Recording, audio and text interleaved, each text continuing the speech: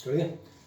चल last round में मैंने काइनेटिक्स का जो है सिंपल वाला पार्ट स्टार्ट करने का आपसे कहा गया था। डिफरेंशिएशन आपके लिए मैंने कंप्लीट डिस्कस कर दिया था। Use of differential in kinematics ये भी हमने डिस्कस कर दिया है। जहाँ से हम कल हल्की सी चर्चा कर रहे थे वो आपको याद दिला देता हूँ। पहली बात जो हमने चर्चा की थी वो आपने कहा था मैकेनिक्स आपकी कौन सी ब्रांच ऑफ फिजिक्स होगी। छोटी छोटी मैंने कहा 9th लेवल की आपसे डेफिनेशन डिस्कस की थी और शायद एक आध दो लाइन में आपने लिखी भी होंगी। मैकेनिक्स क्या होगी, जो आपकी डील करेगी with the study of forces. यानी आपसे कहा था यहाँ से आपका जितना भी सिलेबस आगे चलता हुआ जाएगा, चाहे आपका वन डायमेंशनल मोशन हो, motion in a straight line, चाहे आपका मोशन इन ए प्लेन हो, सर्कुलर मोशन हो, लॉज ऑफ मोशन हो, ग्रेविटेशन हो, रोटेशनल मोशन हो, ये सारी चीज़ें आप देखेंगे किस टॉपिक के अंदर आएंगी। ये सारी की सारी आपकी आएंगी under the topic of the mechanics, क्योंकि मैकेनिक्स वो होगा जो आपका रिलेट करता है with the study of forces. ये हम लास्ट राउंड पे भी बात कर रहे थे कि जब आप आगे जाके कहीं बताते हैं सिलेबस में क्या हो गया, जैसे 11th वाला बताता है मैकेनिक्स खत्म हो गई है, प्रॉपर्टीज ऑफ मैटर चल रही हैं, या थर्मल एंड थर्मोडायनेमिक्स चल रहा है, या 12th वाला बताएगा इलेक्ट्रिसिटी खत्म हो गई और ऑप्टिक्स है। तो इलेक्ट्रिसिटी मतलब एक काफ़ी प्रोलॉन्ग्ड टॉपिक जिसमें आप कम से कम 7 से 8 चैप्टर पढ़ते हुए जाएंगे। मैंने कहा ये तो हो गया मैकेनिक्स। दूसरी हम बात कर रहे थे, एक नेक्स्ट डेफिनेशन आपसे ली थी स्टैटिक्स। स्टैटिक्स याद है क्या था? स्टैटिक्स मैंने कहा था which deals with the stationary bodies, और स्टेशनरी बॉडीज को ही हम क्या कह सकते हैं, द बॉडीज इन इक्विलिब्रियम, जहां आपका नेट फोर्स कितना होगा, 0।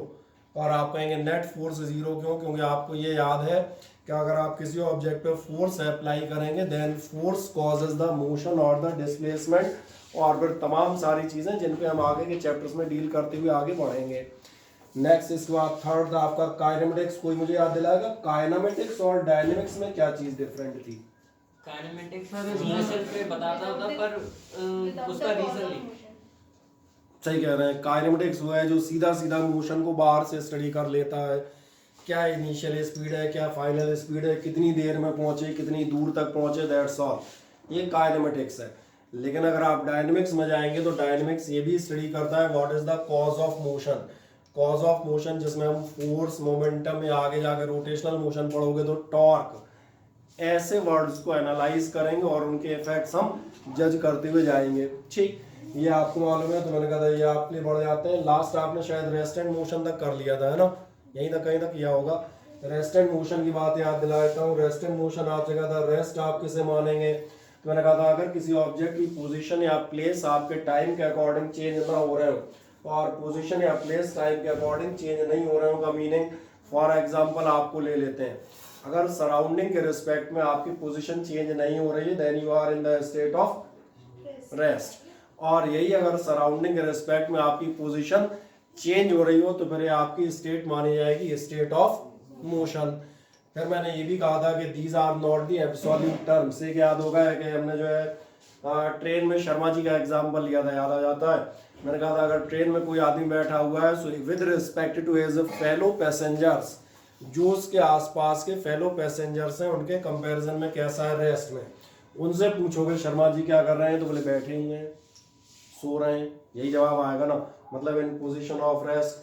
लेकिन अगर आप किसी प्लेटफॉर्म पे खड़े हुए आदमी से पूछेंगे, ट्रैक साइड में कोई बाहर हम कहते हैं ऑब्जेक्ट है उसके कंपैरिजन में देखोगे तो क्या हो रहा होगा, the position of Sharma ji is continuously changing with time, और अगर पोजीशन चेंज हो रही है that means it is the state of motion. तो ये मैंने कहा ये आप डिसाइड करेंगे कि मोशन है या rest, that is to be calculated और decided with the respect of the surrounding objects. Okay, then इसके बाद हम एक नेक्स्ट टॉपिक गए थे, हमने आपसे कहा था पॉइंट ऑब्जेक्ट्स। पॉइंट ऑब्जेक्ट मैंने सिंपल कहा ही था, छोटा सा ऑब्जेक्ट हो बड़े बड़े डिस्टेंस ट्रेवल करे, खत्म बात, यही होते हैं पॉइंट ऑब्जेक्ट। डेफिनेशन भी आप देखेंगे यही बताएगा, क्या बताएगा, dimensions are small in comparison to the distances covered by, distances बड़े हों और खुद बेचारा छोटा हो। लास्ट एक हमने कहा था टाइप्स ऑफ मोशन, इस पे भी हमने डिस्कस किया था, इसको मैं एक बार फिर से याद दिला देता हूँ। टाइप्स ऑफ मोशन के लिए मैंने आपसे 3 टाइप के मोशन डिस्कस किए थे। कौन कौन से डिस्कस किए थे? 1 डायमेंशनल, 2 डायमेंशनल और 3 डायमेंशनल। डायमेंशंस में मैंने कहा था आपका मतलब होगा डायमेंशंस से यहाँ पर डायरेक्शंस या एक्सेस से। मैंने कहा था आपके जीवन में कुल मिला के कितनी डायरेक्शंस होती हैं? 3। कौन कौन सी? एक्स, वाई और जेड। और ये भी मैंने कहा था वो नॉर्थ ईस्ट साउथ वेस्ट मत कीजिएगा, नॉर्थ ईस्ट साउथ वेस्ट भी मैथमेटिकल वही होते हैं। ईस्ट वेस्ट मतलब x axis, positive x negative x, north south मतलब वाई एक्सिस, और ऊपर नीचे मतलब जेड एक्सिस। खत्म हो गई तो एक्स वाई जेड में पूरी कहानी मैथमेटिकली आप समेट सकते हैं for the mathematical analysis of the motion. अब जब आप बात कर रहे हैं कोई ऑब्जेक्ट एक सिंगल एक्सिस के अकॉर्डिंग चल रहा हो, if a car is moving on a straight road, सीधी सड़क पर चलती हुई कार, अगर सीधी सड़क पर चलती हुई कार है और मैंने कहा आप इसका पोजीशन ग्राफ प्लॉट करेंगे, तो मैंने कहा था ये कार चल रही होगी, मान चले इस टाइप से, तमाम सारे टाइम इंटरवल्स पे आप इसके कोऑर्डिनेट देखें, क्या आपको अंदाज लगता है कोऑर्डिनेट क्या होंगे? 1 2 3 और 1 2 3 4 5 6 7 8 लगभग मोटे तौर पे। इस पॉइंट के कोऑर्डिनेट क्या होंगे? तो आप कहेंगे कोऑर्डिनेट विल बी 2 3। इसके कोऑर्डिनेट क्या होंगे? कितने हो रहे हैं? 5 और 3 ना, देख लेना ठीक है, रफली है। इसके आप देखेंगे तो क्या हो जाएंगे? 8 एंड 3। क्या समझ में आ रहा है आपको? समझ में आ रहा है only the x coordinate of the body is changing with time. और केवल एक्स कोऑर्डिनेट क्यों चेंज हो रहा है? The reason is quite simple, because the body is moving along the x axis. Y axis पर आप मूव ही नहीं कर रहे, इसलिए वाई एक्सिस पर आपका कोऑर्डिनेट बराबर कांस्टेंट है। तो यही हमारी डेफिनेशन बन जाएगी, body is moving in such A way that any one of the position coordinates, कोई एक पोजीशन कोऑर्डिनेट टाइम के साथ चेंज हो रहा हो। स्ट्रेट रोड पे आपकी कार हो सकती है एक्स चेंज करते हुए, मान लें एक बॉल आप गिराएं, ध्यान दिया, बॉल अगर आप सीधी गिरा रहे हैं क्या होगा? केवल और केवल हाइट यानी कि वाई कोऑर्डिनेट चेंज हो रहा होगा, बाकी कुछ तो चेंज नहीं होगा। ये भी आप देखेंगे motion in a straight line का एग्जांपल है, वन डायमेंशनल मोशन है, और चेक कर सकते हो, मुझे लग रहा है यही मैंने कहा होगा। डेफिनेशन आपसे क्या कहती है? When a body is confined to move in a straight line, then आप क्या कह सकते हैं? It is said to execute the one dimensional motion only one of the 3 position coordinate. केवल कितने पोजीशन कोऑर्डिनेट चेंज होंगे? केवल और केवल एक, चेंजेस विद द टाइम। कोई समस्या यहाँ तक में आपको? एग्जांपल यही है जो मैं कहता, car along a straight level road, या motion of a body falling freely under gravity. फिर एक सवाल आता था 2 डायमेंशनल के एग्जांपल क्या होंगे? तो 2 डायमेंशनल मतलब आपके 2 पोजीशन कोऑर्डिनेट चेंज हो रहे हो, बॉडी एक साथ 2 डायरेक्शंस में जा रही हो।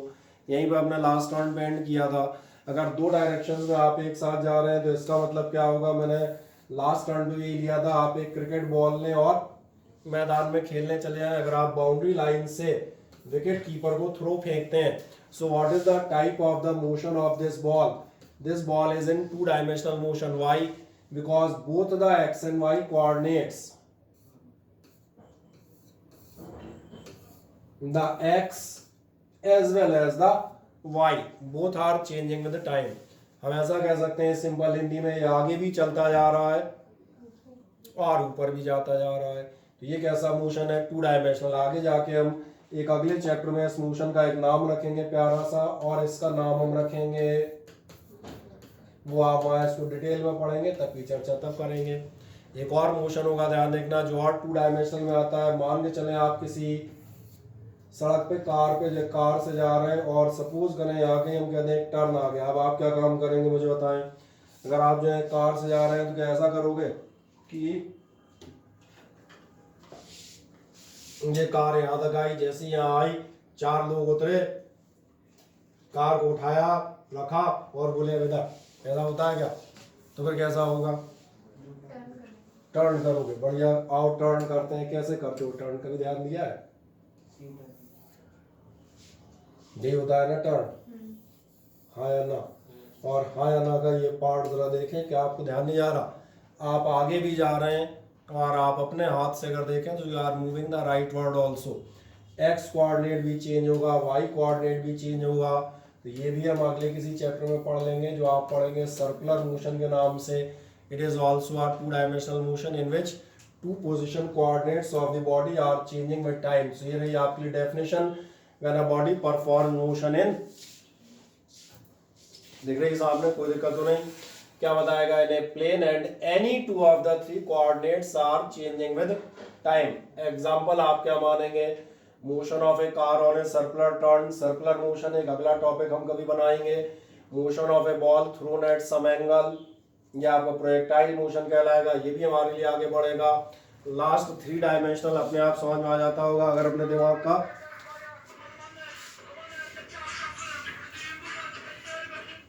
इसको थोड़ा जो है लो वॉइस पे कर लो भाई, है ना, कोई दिक्कत नहीं। मैंने कहा 3 डायमेंशनल मोशन आपका कौन सा होगा? 3 डायमेंशनल होगा in which all the 3 position coordinates are changing with time. क्या एग्जांपल आप बताएंगे? Word molecules, molecules of gas, gas के मॉलिक्यूल आप देखेंगे, खुद भी पढ़ा होगा, बिल्कुल आर्बिट्रेरी मोशन होता है। आर्बिट्रेरी मतलब चाहे एक्स चाहे वाई और चाहे जेड। और बताओ सब ब्रिज ब्रिज मतलब बोला है अगर ऐसे जाते हैं ना जो मतलब पूरा सेंटेंस बताओ क्या कहना चाह रहे हो? सर मतलब जो पोल ब्रिज होते हैं सर जो ऐसे जाते हैं मतलब ब्रिज कभी नहीं जाते बेटा, मतलब हाँ, मतलब ब्रिज जो पे लोग बॉडी आते हैं, लोग ऑब्जेक्ट जाते हैं, ब्रिज कहाँ भेज रहे होते हैं? तो मैंने कहा ऑब्जेक्ट ये साइंस है या जरा से शब्द में गलती होती है? Sir flying helicopter, flying helicopter, helicopter कह सकते हैं, प्लेन कह सकते हैं, काइट हो जाएंगी, बर्ड हो जाएंगे। 3 डायमेंशनल में आप ब्रिज में जाना चाह रहे हैं, मैं ब्रिज से अच्छा एग्जांपल बता देता हूँ। आप जो है चलें, कहाँ चलेंगे? चलिए अपन चलते हैं कश्मीर चलेंगे, शिमला चलेंगे। क्या आपने ध्यान दिया जो आपकी रोड्स होती हैं वो कैसी होती हैं? माउंटेन। अब आप इन रोड्स को 1 मिनट के लिए ध्यान से देखें। आप आगे बढ़ रहे होंगे, आप लेफ्ट या राइट भी टर्न हो रहे होंगे, दैट मीन्स एक्स वाई, और क्या ऐसा ध्यान जा रहा है? पर लूप आप ऊपर भी आ रहे हैं। तो जो आप ब्रिज कह रहे हैं तो एक खास टाइप का ब्रिज होगा, और ऐसा ब्रिज हम बताया कहाँ मिलेगा तुम्हें? स्टेशन के ऊपर। स्टेशन के ऊपर वाला तो नहीं है, नया बना है जिसका। नया वाला हो सकता नया वाला जा है, रहा है। आप सही कह रहे हो। ये ब्रिज मैंने कहा आपको सिटी सेंटर में मिलेंगे। सिटी सेंटर वाले ब्रिज आप देखना, ओवर ब्रिज ऐसे हैं, ऐसे होने मतलब आप आगे भी जाते हैं, ऊपर भी चढ़ते हैं, और सही है। तो इसलिए सबसे बेहतर है एग्जाम्पल ऐसा ब्रिज मत बताना, याद नहीं सोचे कौन सा ब्रिज किधर जा रहा है ब्रिज कब से चल दिया बोले, हे भगवान। तो इससे बेहतर होगा अपन क्या कर दें, चिड़िया उड़ाओ मजे से, सबसे बढ़िया, अच्छी बात, क्या दिक्कत कहाँ, सही है ना। चले इसके बाद हम बात करते हैं कुछ नॉर्मल सी 9th लेवल की डेफिनेशन थी, जिन्हें एक बार मैंने इसलिए कहा था इसलिए डिस्कस करेंगे क्योंकि इनका कोई वैसा औचित्य नहीं है, केवल आपकी एक बार मेमोरी रिफ्रेश हो जाए बस, इसलिए काम में आती है। डिस्टेंस और डिस्प्लेसमेंट। डिस्टेंस और डिस्प्लेसमेंट क्या होंगे मैं जनरली बता देता हूँ, देखें इधर 1 सेकंड में ध्यान से। डिस्टेंस और डिस्प्लेसमेंट क्या होंगे? पॉइंट ए से आप शहर ए से शहर बी तक जा रहे हैं, जाए मजे से, कैसे जाओगे? ऐसे जा पाओगे, तो भैया रोड्स ऐसे ही होती है। तो आप ध्यान देखना, ये जो आप जा रहे हैं, ये जो आपने बनाया इस लेंथ को, यानी अगर हम कह देंगे लेंथ ऑफ एक्चुअल पाथ, जो पाथ आपने ट्रेवल किया है उसकी लेंथ को आप ध्यान रखना किस नाम से जानते हैं? That is known as distance. और इसी के बजाय अगर आप ये ध्यान से देखें कि आपका यहाँ से यहाँ तक का स्ट्रेट लाइन या शॉर्टेस्ट डिस्टेंस क्या हो सकता था, तो ये जो डिस्टेंस है ये तुम्हारा ध्यान जाएगा, ये जो रेड मैंने कर लिया ये क्या कहलाता है? ये कहलाता है डिस्प्लेसमेंट। अगर इतना सा फिगर समझ में आता है तो सारे डिफरेंस अगर इसी फिगर को ध्यान से देखोगे तो अपने आप क्लियर हो जाएंगे। डिस्टेंस मतलब length of actual path, displacement मतलब शॉर्टेस्ट लेंथ और straight line length of the path. दूसरी बात आप देखेंगे डिस्टेंस इज जनरली ग्रेटर, घूम घूम के जा रहे हो ना, डिस्प्लेसमेंट इज जनरली लेसर। हाँ, एक केस ऐसा भी है जिसमें डिस्टेंस और डिस्प्लेसमेंट बराबर हो सकते हैं, वो कौन सा केस होगा? सही कह रहे हैं, हिंदी में कहा जाता है जब आप नाक की सीध में जाएंगे। सही बोल रहा हूँ ना, गलत नहीं कह रहा, मैं नाक और टर्न कर लेना बीच में, बोले हम चलते चलते नाक टर्न हो गई, ठीक है। अगर ऐसा आपको समझ में आता है तो ये भी क्लियर हो जाता है। आपको नजर आएगा डिस्टेंस, आपको दिखेगा डिस्टेंस होती है स्केलर क्वांटिटी। और स्केलर क्यों होता है डिस्टेंस? क्योंकि डिस्टेंस का कोई पर्टिकुलर फिक्स डायरेक्शन नहीं है। जबकि आप डिस्प्लेसमेंट देखेंगे ये कैसा होता है, ये होता है आपकी वेक्टर क्वांटिटी, क्योंकि इसका एक पर्टिकुलर फिक्स डायरेक्शन है। क्या है, छोटी छोटी चीज़ें समझ में आ जाती हैं हाँ या ना। तो बस आप देखें ध्यान से, आपके डिस्टेंस और डिस्प्लेसमेंट के हम कहते हैं डिफरेंसेस, यहाँ पर सामने यही सब मेंशन होते हैं। तो तुम्हारे लिए क्या करूँ, चलो 5 मिनट खर्च करके बच्चों वाले काम कर ही लेते हैं, कौन सी दिक्कत है। ये शॉर्ट टेबल बनाते हैं, ठीक है, ये तो आधे बाद में भूल जाएंगे। एक काम करो, एक सिंबल हेडिंग डालो डिस्टेंस एंड डिस्प्लेसमेंट और 2 कॉलम बनाओ फटाक से। एक साइड लिखना डिस्टेंस और एक साइड बना देना डिस्प्लेसमेंट, ठीक है। शीट आपके पास है, डिटेल में है, ये तो अपन इन शॉर्ट लिखेंगे ताकि मोटे तौर पे आपको याद रहे, ठीक है। नहीं तो अगर लिखाऊंगा नहीं तो 15 दिन बाद कोई ये कहेगा सर आपने डिस्टेंस पढ़ा ही नहीं था। तो मैं अपनी जो प्रूफ हमेशा जमा कर लेता हूँ, है ना। बना दें 2 कॉलम बना दें, कौन से आप बनाएंगे, एक आप बना देंगे डिस्टेंस और एक बना दीजिएगा डिस्प्लेसमेंट। बना दिए 2 कॉलम। डिस्टेंस में आप बता दें, इसमें डिस्टेंस में आप लिख दीजिएगा number 1 length of actual path. Distance में आप लिख देंगे length of actual path travelled, length of actual path travelled, ठीक है। बाकी जैसे मैंने कहा समझ लिया जी, बाकी मैंने कहा शीट रहेगी, बाकी ग्रामर उससे पढ़ लेंगे अपन। इज कॉल्ड डिस्टेंस, वो अपना ये एग्जाम में लिखने का, ये याद रखने का है। ये क्या है आपका, ये एक्चुअल पाथ ट्रेवल्ड, ये समझ में आता है। आ जाओ डिस्प्लेसमेंट साइड चले आओ, इसमें आप बताइएगा चेंज इन पोजीशन। डिस्प्लेसमेंट में आप बताएंगे change in position in a definite direction, change in position in a definite direction.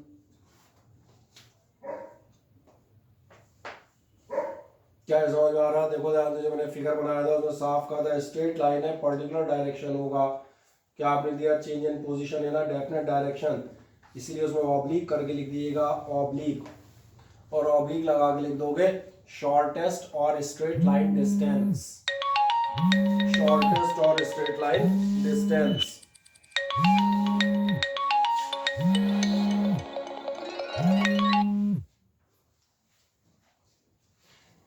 मिल गया, हाँ है ना।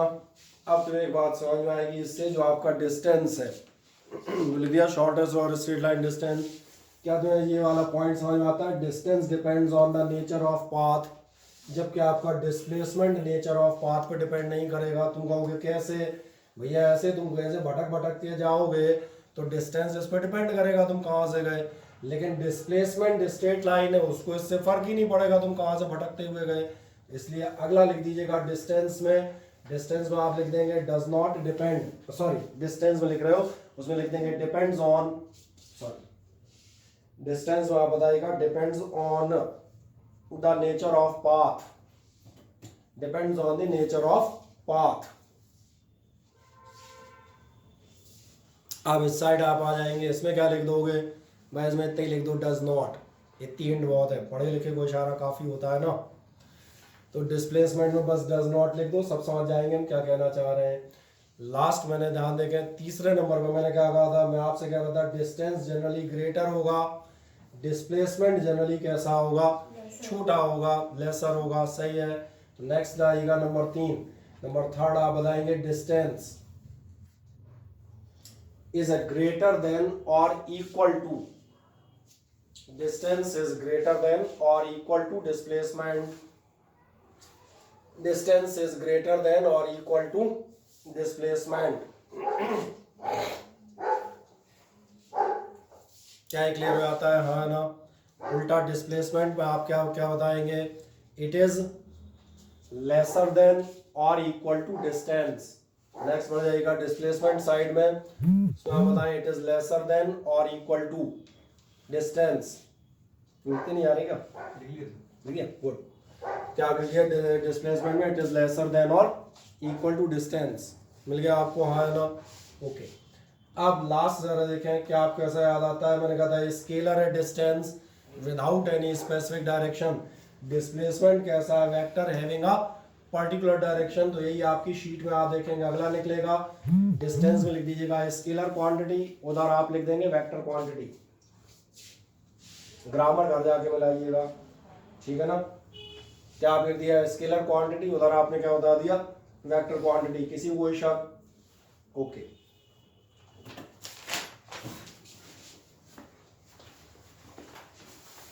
चलो बढ़िया। चलो मोहित लिखने में आ रहा है नहीं आ रहा?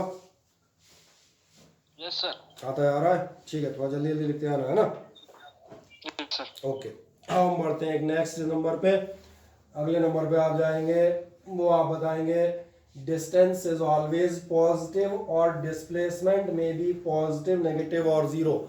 इसको लिख दो, मैं एक मिनट में क्लियर करता हूं। डिस्टेंस में आप लिख दिएगा ऑलवेज पॉजिटिव, डिस्टेंस में आप क्या लिख देंगे, ऑलवेज पॉजिटिव,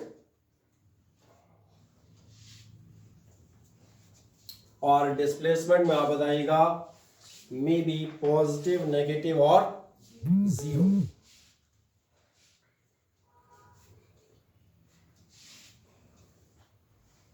ठीक है, इसका मतलब क्या है मैं आपको बताता हूं, ध्यान से मेरी बात देखें। इंपॉर्टेंट चीजें, कभी बार आपके इस पे 1 मार्क्स क्वेश्चन और इस टाइप की चीजें आएंगी। देखें ध्यान से, कोई आदमी हम मान के चलते हैं यहाँ से यहाँ जाता है और यहाँ से यहाँ जाने के बाद वापस उसी पाथ से फिर रिटर्न हो जाता है। सबसे पहले हम बात करते हैं डिस्टेंस। डिस्टेंस आप देखेंगे जो आपकी गाड़ी का मीटर होता है, जो भी हम कहते हैं स्कूटी, बाइक या कार, जो भी तुम ले रहे हो, साइकिल छोड़ के तो उसमें जो मीटर आपकी रीडिंग बताता है वो क्या होगी, वो नेचुरल है आपकी होती है distance, length of the path travelled. तो आपका ध्यान जाएगा जब आप जाएंगे तो बताएगा 4 किलोमीटर और लौट के आओगे तो बता देगा 8। इसका मतलब आप जितना बढ़ते आ रहे हैं 1 2 3 4 5 6 7 8, आपका हर बार क्या हो रहा है, हर बार आप देखेंगे एडिशन होता हुआ जा रहा है, यानी आपका डिस्टेंस कैसा है, पॉजिटिव। लेकिन आप डिस्प्लेसमेंट देखें, जब आप यहाँ पर हैं तो आपका डिस्प्लेसमेंट है 4 किलोमीटर, लेकिन जब आप उल्टा लौटेंगे, उल्टे आप लौटेंगे तो आपका ध्यान जा रहा है थोड़ी देर बाद आप यहाँ होंगे। डिस्प्लेसमेंट क्या था, इनिशियल से फाइनल पोजीशन तक का, अब आपका ध्यान जाएगा ये रह जाएगा 3 किलोमीटर। और ये 3 क्यों रह गया समझ में आया, क्योंकि एक्चुअली 4 पॉजिटिव था और बचा हुआ 1 नेगेटिव है, तो टोटल हो गया 4 - 1 यानी कि 3। और आगे बढ़ते आओगे तो 2 भी होगा, 1 भी होगा, और अगर तुम जहां से चले थे वहीं पहुंच गए सो इट विल बिकम 0। और इसलिए ये ऐसा ही एक केस ध्यान देखना यहाँ भी आता है, एक बहुत इंटरेस्टिंग केस आएगा, इससे रिलेटेड में एक आध क्वेश्चन भी करेंगे। मान चले आप एक सर्कल पर मजे ले रहे हो, क्या आपने ध्यान दिया जब आप यहाँ से यहाँ तक चलेंगे तो आपका टोटल डिस्टेंस कितना होगा मुझे बताएं। बढ़िया, आपका ट्रेवल्ड डिस्टेंस होगा, ये बात सही है। अब इसी यात्रा में, जिस यात्रा की हम बात कर रहे थे, आप वापस यहाँ आ गए, आप मुझे बताएं यहाँ पर आपका डिस्प्लेसमेंट कितना होगा, डायामीटर। डिस्प्लेसमेंट, लौट कर वापस यहीं आ गए हो, जो आप डायमीटर बता रहे हैं वो उल्टे केस में होगा, वो भी मैं दिखा देता हूँ 1 सेकंड बाद, क्योंकि भैया यहीं से शुरुआत की थी, यहीं एंड है, यही इनिशियल है, यही फाइनल है, यही प्रारंभ है और यही अंत है। इसका मतलब 0। सही कहा ना मैंने।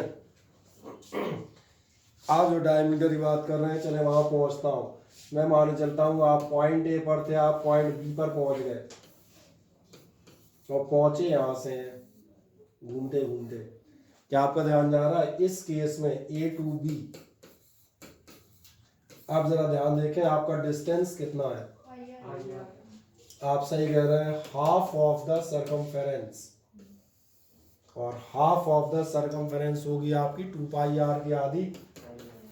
और एक मजेदार बात, डिस्प्लेसमेंट कितना है, डिस्प्लेसमेंट मतलब straight line distance between the initial and final, ये हम आप सही कह रहे हैं। अब आपका डायमीटर है, यानी कि कहा जाए 2r। चलो थोड़ा मनोरंजन और कर लेते हैं, जब इतना किया है तो लगे हाथ। ठीक है, कोई आदमी एक सर्कुलर पाथ में चल रहा था, उसका मन किया वो यहाँ से चला यहाँ तक, क्वार्टर सर्कल। अब मुझे बताओ उसका डिस्टेंस कितना है, और ये भी बताना उसका डिस्प्लेसमेंट कितना है। चलो बताओ।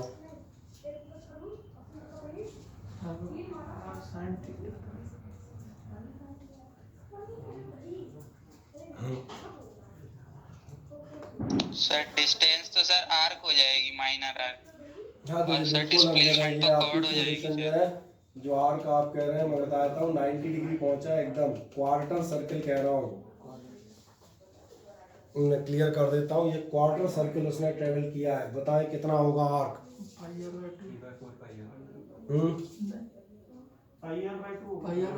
आर बाई टू होगा।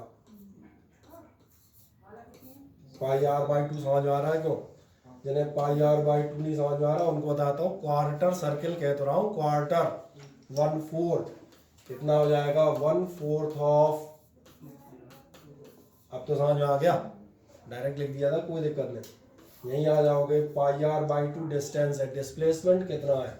कॉर्ड हो जाएगा। कॉर्ड हो जाएगी, सही है। कितनी होगी वो कॉर्ड?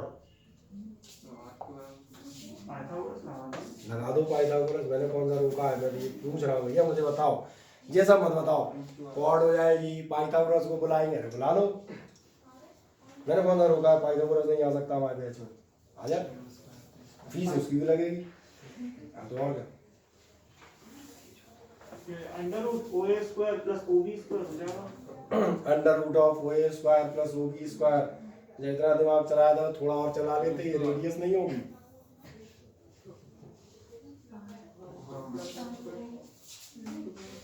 नहीं आया अभी समझ में? सही है, आप अपनी जगह काफी हद तक सही है। कितना हो जाएगा? Under root of O A square O B square क्या होते हैं? सीधा under root of r and r square. और यही होगा ना डिस्प्लेसमेंट ए टू बी। यहाँ आप सही थे, कॉर्ड भी सही। मैंने कहा था ये सब मत बताओ, कॉर्ड होगी, पाइथागोरस लगेंगे, ओ ए ओ बी ओ सी, पूरा सॉल्यूशन। और टोटल कितना हो जाएगा? √2r² है √2 आर होगा, √2 अलग और आर अलग, आर √2। अब ठीक है, सही है, कोई दिक्कत आ गया समझ में? चले बताएं आस्था, कोई समस्या है इसमें, इस क्वेश्चन में? तो सर समझ में आ जाता है क्लियरली? हाँ या ना बताएं। यस सर आ जाएगा। ठीक, बढ़िया, गुड वन। ये क्वेश्चन हम बता दें कि आगे शीट में भी मिलेंगे और ये हर बुक में मिलते हैं। किसी ने यहाँ से बताएगा, किसी ने यहाँ बताएगा, ये देख लेना। इस टाइप कई बार आएगा तो उनको अब आप कर लेंगे। इसने एक ही बार में दोनों तीनों सीधे सीधे बता के छोड़ दिए। क्या है, क्लियर हो जाते हैं? बढ़िया एकदम से। और डिस्टेंस और डिस्प्लेसमेंट लगभग समझ में आ गए। तुम लास्ट कहाँ थे मुझे बताओ? अच्छा तुम यहीं चल रहे थे, पॉजिटिव नेगेटिव, वही तो अपन बात कर रहे थे। लास्ट एक काम करते हैं, लास्ट बताएगा यूनिट मीटर और डायमेंशन एल। तो एक लास्ट आप बताएंगे, यूनिट आपकी क्या होगी? मीटर, और डायमेंशन होंगी आपकी एल। ठीक है, और डायमेंशन किसने नहीं पढ़ी होगी? आकांक्षा आपने, है ना?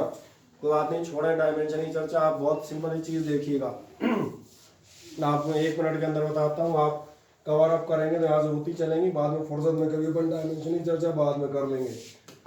अपने पास 3 मोटे तौर पे क्वांटिटी होती है। 3 मोटी क्वांटिटी पकड़ता हूँ, अभी आपको अलग अंदाज बता रहा हूँ। इनमें से मास के लिए आप m इस्तेमाल कीजिएगा, लेंथ के लिए आप l इस्तेमाल कीजिएगा, और टाइम के लिए आप t इस्तेमाल कीजिएगा। खत्म। इन लोगों में सुनिएगा जी, अपने हिसाब से बताएंगे। आपके लिए शॉर्टेस्ट कट है ये। मास m, length l, time t, ये 3 सिंबल समझ में आ जाते हैं।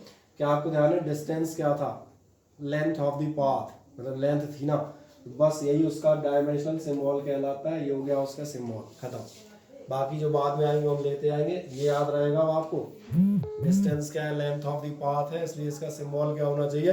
लेंथ है, खत्म, हमने एल ले लिया, दैट्स ऑल। बाकी यूनिट तो मालूम ही है, लेंथ की यूनिट मीटर होगी, डिस्प्लेसमेंट भी वही है, लेंथ होगी और मीटर होगा। ओके, अब एक नेक्स्ट जाते हैं। फिर एक अगली चीज आती है बच्चों वाली, और अगली क्या आएगी? Speed and velocity. Speed and velocity में क्या होगा? कुछ नहीं होगा, ध्यान से इधर देखें। एक सिंपल सी चीज में बात खत्म हो जाएगी। क्या आपको ध्यान है, जब हम एक प्लेस से दूसरे प्लेस तक गए थे, एक प्लेस से दूसरे प्लेस तक जाते समय हमारे पास 2 तरीके थे। या तो हम नापेंगे डिस्प्लेसमेंट, और या फिर आप नापेंगे डिस्टेंस। तो बहुत सीधी सी बात है, जब आप डिस्टेंस या डिस्प्लेसमेंट नाप रहे होंगे तो आप कितनी दूर चले, ये एक प्रश्न है। और एक प्रश्न ये भी बनता है, कितनी जल्दी पहुंचे। कोई भी आदमी जल्दी पहुंचा या देर पहुंचा, ये किस बात पर डिपेंड करता है? सही कह रहे हैं, स्पीड पे डिपेंड करता है। मुझे ऐसा लगता है यहाँ स्पीड भी 2 टाइप की हो रही हैं, एक डिस्टेंस के अकॉर्डिंग, दूसरी डिस्प्लेसमेंट के अकॉर्डिंग। तो बस मैं इतना बताता हूँ, जो आप डिस्टेंस से निकालते हैं वो आपके लिए कहलाती है स्पीड, और जो आप डिस्प्लेसमेंट से निकालते हैं वो आपके लिए कहलाती है वेलोसिटी। आए पहले थोड़ा सा हम इस चीज़ को स्टैंडर्डाइज करते हैं। ये हमने डिफरेंशिएशन में ऑलरेडी लास्ट टर्म में किया हुआ है। जो हम डिस्प्लेसमेंट के अकॉर्डिंग चाहे डिस्टेंस चाहे डिस्प्लेसमेंट किसी भी एक फॉर्म में ले लेते हैं। अगर आप 9th में हुआ करते तो क्या आपको याद है आपकी स्पीड या वेलोसिटी हुआ करती डिस्प्लेसमेंट पर यूनिट टाइम, 1 घंटे में आपका डिस्प्लेसमेंट कितना हुआ, यानी आप पढ़ा करते। पर अभी चूंकि हमने कहा हम 11th में आ गए हैं, ऐसा तो सबको भरोसा है ना कि आ गए, इसलिए ध्यान देखना। अब हम कहते हैं इंस्टेंटेनियस की बात करूंगा, टेंड्स टू 0, और इसीलिए अब ये होगा क्या है डेफिनेशन क्लियर है, हमने पीछे भी लिखी हुई है, कोई ऐसी महान बात नहीं है, इस पे हम चल ही रहे हैं 2 टर्न से। बाकी मैंने कहा था चूंकि ये डिस्टेंस से ओरिजिनेट होगा, स्पीड वेलोसिटी डिस्प्लेसमेंट से ओरिजिनेट होगी, तो जितने डिफरेंस डिस्टेंस और डिस्प्लेसमेंट में थे वो एज इट इज इनमें कॉपी हो जाएंगे। जैसे ये नेचर ऑफ पाथ पे डिपेंड करेगा, ये नेचर ऑफ पाथ पे डिपेंड नहीं करेगा। जो अभी आप सबसे लास्ट में जिसकी हम डिटेल में चर्चा कर रहे थे, ये हमेशा पॉजिटिव होगा क्योंकि डिस्टेंस हमेशा पॉजिटिव था। डिस्प्लेसमेंट पॉजिटिव नेगेटिव 0 तीनों हो सकता है, तो वेलोसिटी भी आप देखेंगे पॉजिटिव नेगेटिव 0 तीनों हो सकती है। तो मैंने कहा था केवल इधर के उधर आपके वही सारे डिफरेंसेस, वही सारे कंपैरिजन कॉपी होके आप पेस्ट हो जाएंगे। थोड़ा अकल लगा दो क्योंकि नकल विद अकल यही सफलता का मूल मंत्र है। नकल तुम करोगे तो मुंडी गिरा छोड़ दूंगा क्या?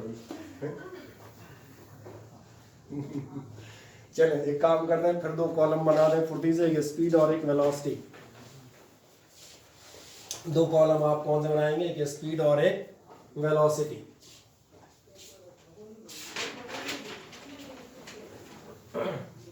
ठीक, स्पीड और वेलोसिटी में जैसे आप जाएंगे तो पहले मैं चर्चा कर देता हूँ स्पीड की। स्पीड में क्या होगा ध्यान देखना, पुरानी डेफिनेशन पहले लेते हैं।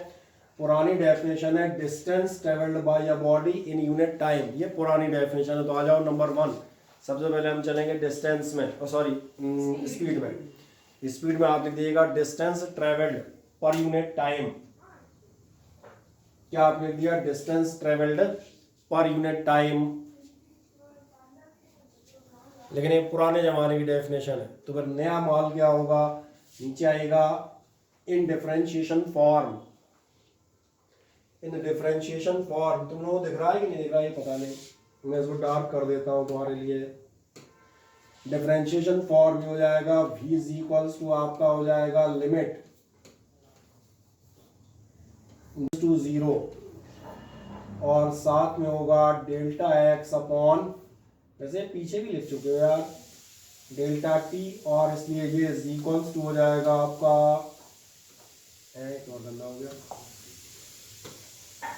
ये हो जाएगा आपका dx अपॉन dt। तो सवाल के इसका डिफरेंशियल फॉर्म लिखें, वैसे वो इधर भी लिखा हुआ है बढ़िया, इधर बिल्कुल साफ दिख रहा है, केवल एक वेक्टर का नोटेशन लगा है, उसको नहीं लिखोगे तो वही काम करेगा।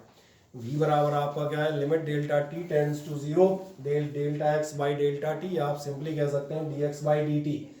और जैसे dx बाई dt लिखा तो क्या आपको याद है, ये आप कहाँ पहुंच जाते हैं, आप पहुंच जाते हैं रेट ऑफ चेंज में। आपकी लैंग्वेज ही बदल जानी चाहिए।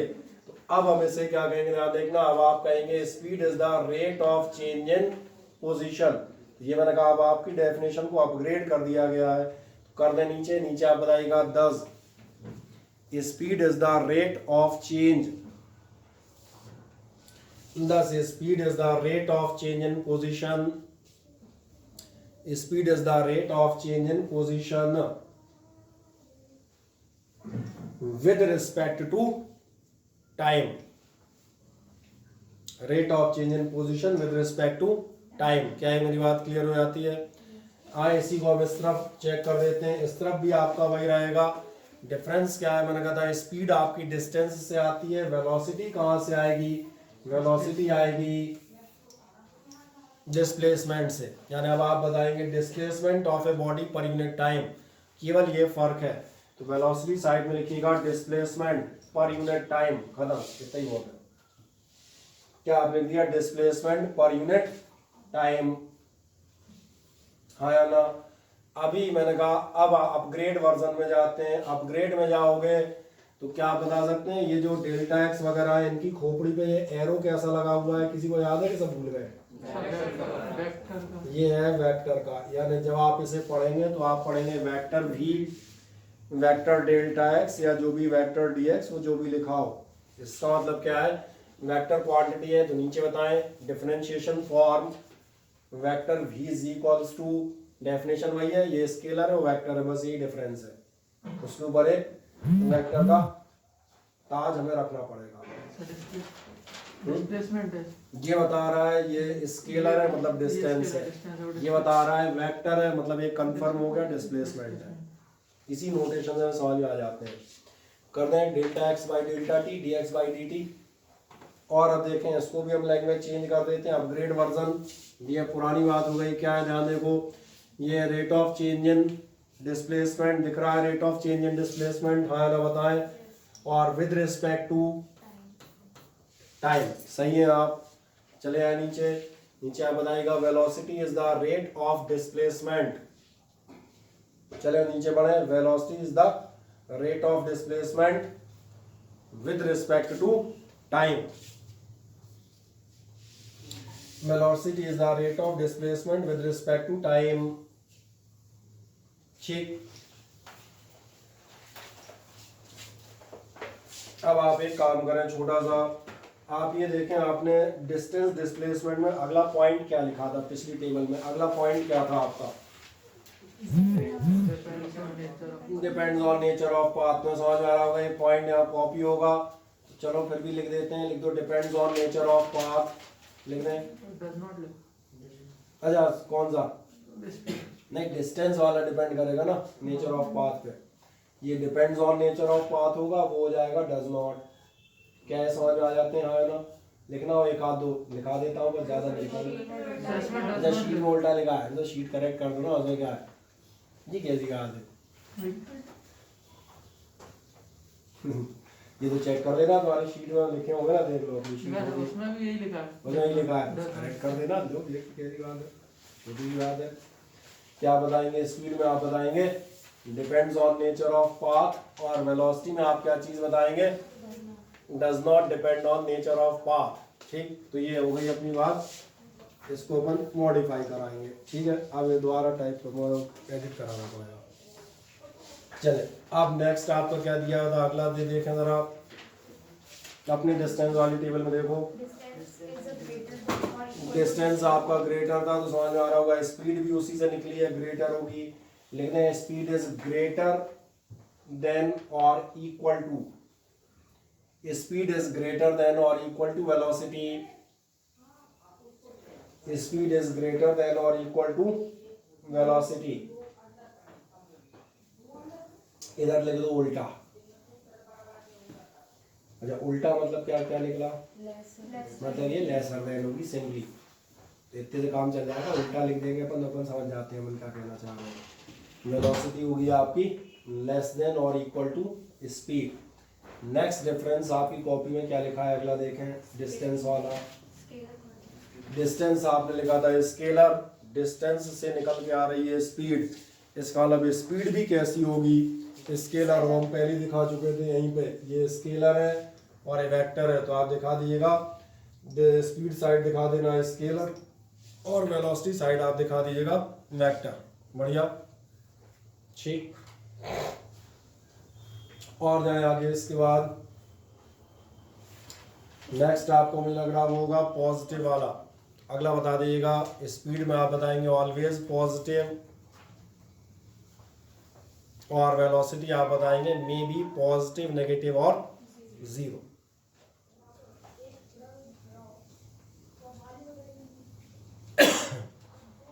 ठीक, अब लास्ट चीज और बताता हूं, यूनिट आप बताएंगे, दोनों की मीटर पर सेकंड है, तो दोनों की यूनिट आप बता दें मीटर पर सेकंड।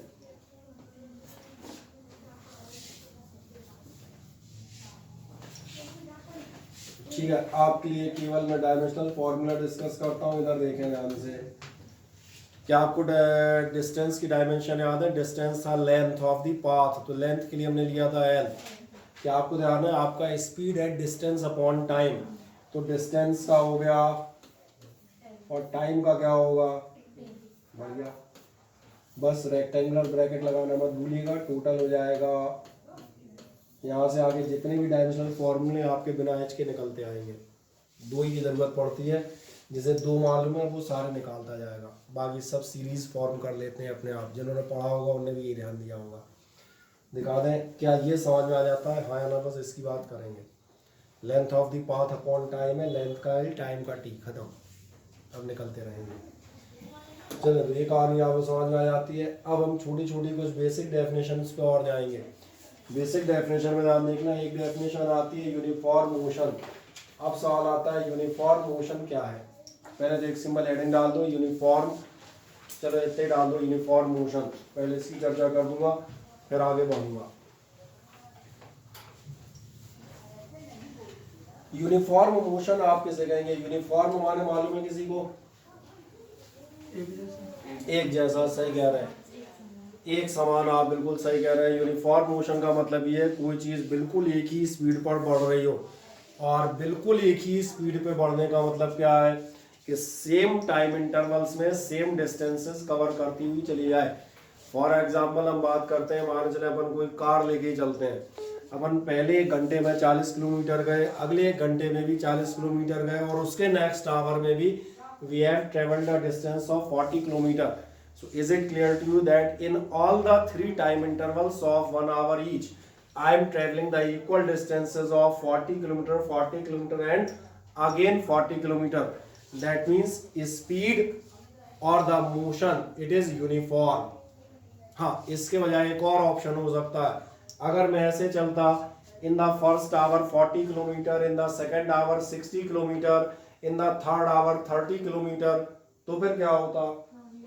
क्या आप इसको यूनिफॉर्म मोशन बता पाते? नहीं बता पाते। क्यों नहीं बता पा रहे हैं? Because in equal intervals of time I am travelling different और unequal distances, sometimes 40 kilometre, sometimes 60 kilometre और समटाइम्स 30 किलोमीटर ओनली। तो ये दोनों डेफिनेशन आपको एक साथ ही क्लियर हो जाएंगे अगर आप इनको एक साथ पढ़ते हैं। पहले देखें, आपसे यूनिफॉर्म मोशन कहता है body travels equal distances in equal intervals of time. अगर आपका क्या कर रहा है, इक्वल इंटरवल्स ऑफ टाइम में क्या कर रहा है, इक्वल डिस्टेंसेस, तो फिर ये है यूनिफॉर्म मोशन। लेकिन अगर आपसे कहा जाएगा बॉडी ट्रेवल्स अनइक्वल डिस्टेंसेस, तो फिर ये कैसा होगा? ये होगा आपका नॉन यूनिफॉर्म। और ध्यान रखना, नॉन यूनिफॉर्म में हम 2 चीजें बदल सकते हैं, या तो डिस्टेंसेस बदल सकते हैं 40, 30, 50, 60, या एक चीज और बदल सकते हैं। क्या तुम्हें ध्यान है, मोशन में वैल्यू के अलावा डायरेक्शन भी होती है। कितनी स्पीड पर जा रहे हो, इसके अलावा ये भी तो होगा किधर जा रहे हो। हो सकता है कोई आदमी, कहाँ भेजे तुम्हें, भिंड ही जाओगे तुम्हें सेवा बादल बादल बरसेगा तो भिंड में बरसेगा, बोले आगे तक मेरी पहुंच ही नहीं है। तो चलो भिंड जा रहा है, मान चल महगांव से लेफ्ट टर्न मार गए, तो कहाँ निकलोगे जाके? अम्बापुर, सामुरैना, सही कह रहे हो। तो समझ में आ गया भैया, कोई जा रहा था भिंड और बीच में टर्न मार गया तो कहीं और पहुंचेगा। तो ये भी कैसा मोशन है, नॉन यूनिफॉर्म। यानी हम क्या कह रहे हैं, आप क्या चेंज कर गए होंगे? क्या ये बात समझ में आ जाती है, हाँ या ना? एक लाइन में आप लिख दें यूनिफॉर्म मोशन, लिख दो यूनिफॉर्म मोशन, तो शायद तुमने लिखा ही था, है ना? यूनिफॉर्म मोशन में एक लाइन में लिख लीजिएगा, if the body travels equal distances. Uniform motion में आप बताएंगे if the body travels equal distances in equal intervals of time, equal distances in equal intervals of time in the same fixed direction, equal intervals of time in the same fixed direction, full stop। बाकी तुम sheet से घर बैठ के भी पढ़ोगे, घर भी होता है सबके पास में अपना अपना, ऐसा थोड़ा। अब ये तुम घर में नहीं पढ़ सकते, then it's motion is called, क्यों भी यहीं घसीटोगे, जरूरी नहीं, इतना पर्याप्त है। नेक्स्ट आप जाएंगे, अगला कौन सा होगा, नॉन यूनिफॉर्म मोशन। सेकंड बढ़ जाएगा non uniform motion. Non uniform में क्या कहा था या तो आपके डिस्टेंसेस चेंज हो जाएंगे और या फिर डायरेक्शन चेंज हो जाएगा, आइदर ऑफ दी वन, या हो सकता है दोनों ही चेंज हो जाए, ये क्या पता।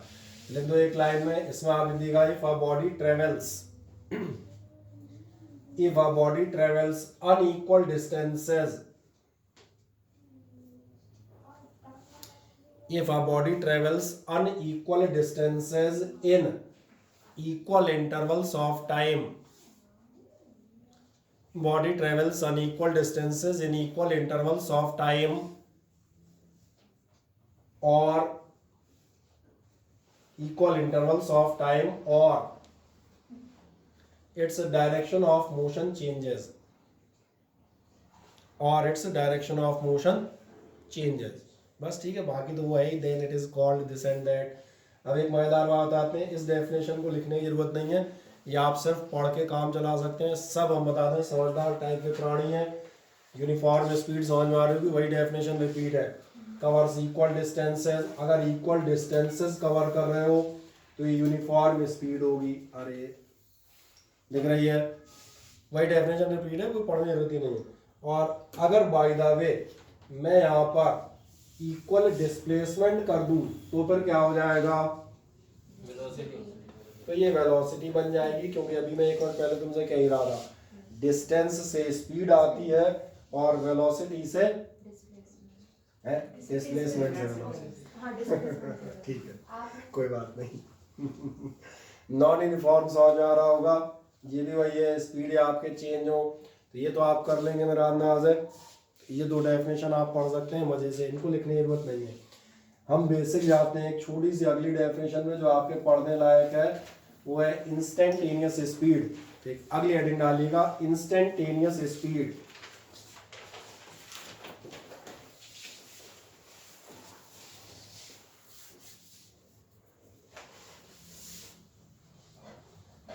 ठीक है, क्या आपको ध्यान है, इंस्टेंटेनियस वर्ड की चर्चा अभी हमने डिफरेंशिएशन के दौरान की थी। इंस्टेंटेनियस माने मैंने क्या बताया था,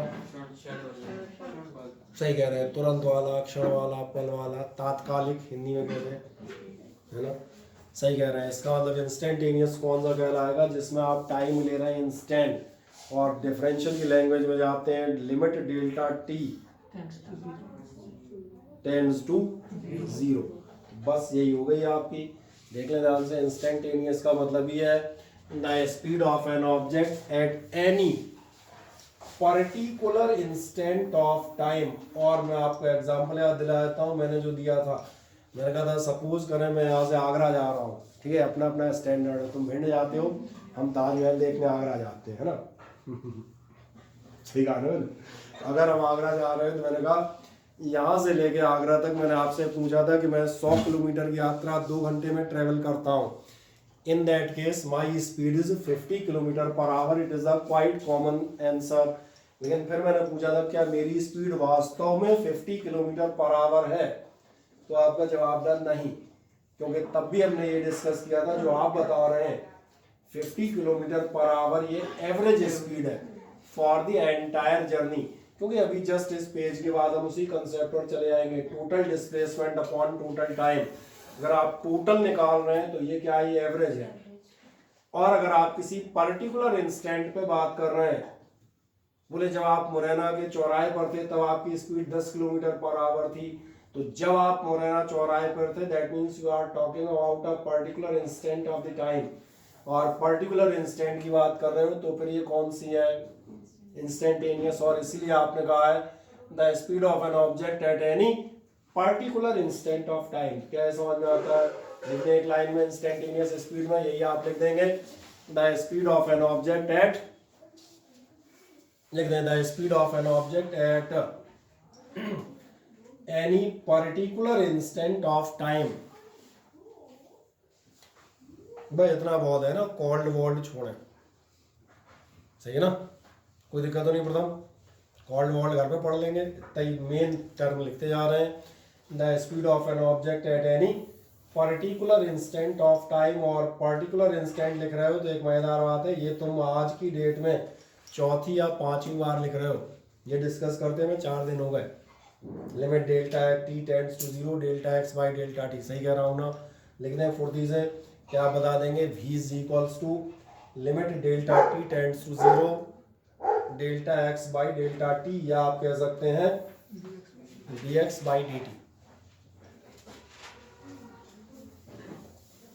तुमने डिफरेंशिएशन की वीडियो लेक्चर देख ली थी, क्लास 10 कर ली थी कि नहीं की थी?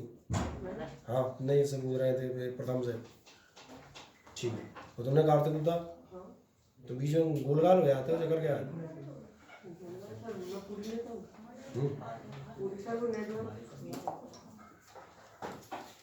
चले, ये तो समझ में आ गई थी, इंस्टेंटेनियस समझ में आ गया। अब जो मैं कह रहा था अगले पेज पे एवरेज आ जाएगा, तो एवरेज कौन सा होगा जो मैं कह रहा था, मैं 100 किलोमीटर आगरा कितनी देर में पहुंचा था? 2 घंटे में। स्पीड क्या थी मेरी? 50 थी और नहीं थी, दोनों बातें सही हैं। तो कौन सी स्पीड मेरी 50 थी? तो वो थी एवरेज स्पीड।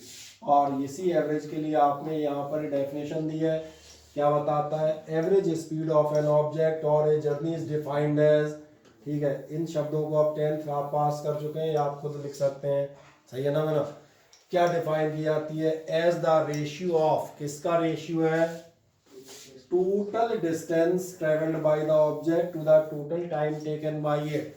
और ये मैं नहीं कह रहा, ये आप खुद कर चुके हो, आपने खुद ही देखा आगरा का टोटल डिस्टेंस 100 और टोटल टाइम 2 घंटे। तो ऐसा मैं कोई नई चीज़ नहीं बता रहा, जो आप कर रहे हैं वही मैं पढ़ा रहा हूँ।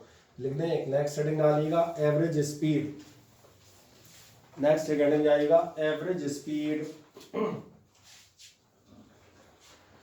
एवरेज स्पीड में आप बता देंगे it is the ratio of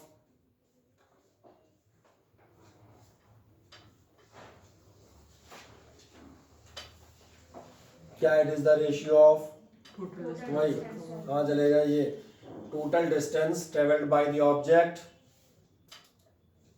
it is the ratio of total distance traveled by the object to the total time taken by it,